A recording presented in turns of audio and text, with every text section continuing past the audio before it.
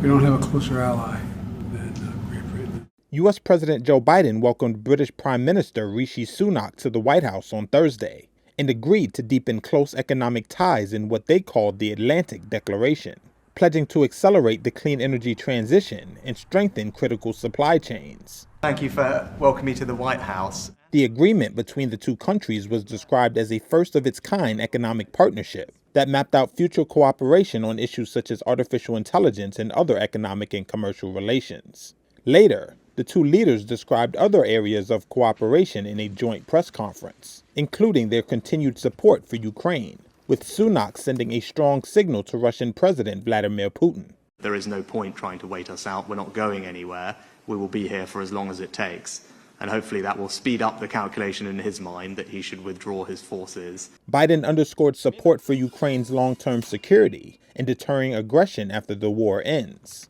And we're advancing this goal by providing them the support Ukraine needs now on the battlefield and helping them strengthen their military over the long term. The fact of the matter is that I believe we'll have the funding necessary to support Ukraine as long as it takes. Biden and Sunak's meeting was the fourth in as many months for the two leaders. Thursday's discussion also focused heavily on ensuring the safety of AI and other emerging technologies, something Biden stressed needs attention. We're going to do more on joint research and development to ensure the future we're building remains fundamentally aligned with our value set in both our countries. Biden and Sunak also agreed to launch a new civil nuclear partnership as part of their clean energy cooperation, which will include setting up new infrastructure over the long term and cutting reliance on Russian fuel.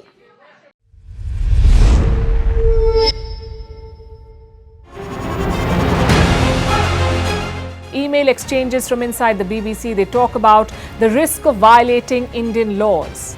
It's easier to rake up the freedom of speech debate, but does it give anyone a free pass to knowingly violate the law? America supports India because it needs India's support in return. And India is working with the US because it suits India's interests. This is how geopolitics works. Last night, he diffused a crisis with his defense minister. But today, Netanyahu was confronted with a new problem. His cabinet seems to have rebelled against him. The UK is looking at the Indian subcontinent to fill its coffers. That India seems to be negotiating from a position of power, like a partner and not a former colony.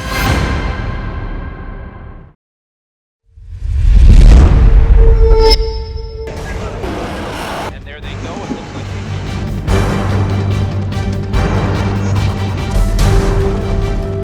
The US and Russia are dangerously close to an armed conflict.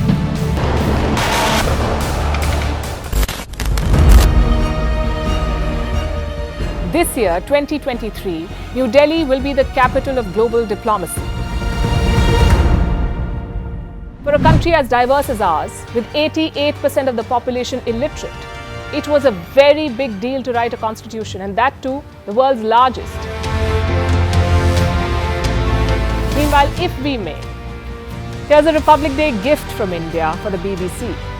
A list of suggestions for the BBC for their upcoming documentaries. Number 1. The Kohinoor and the Colonial Loot.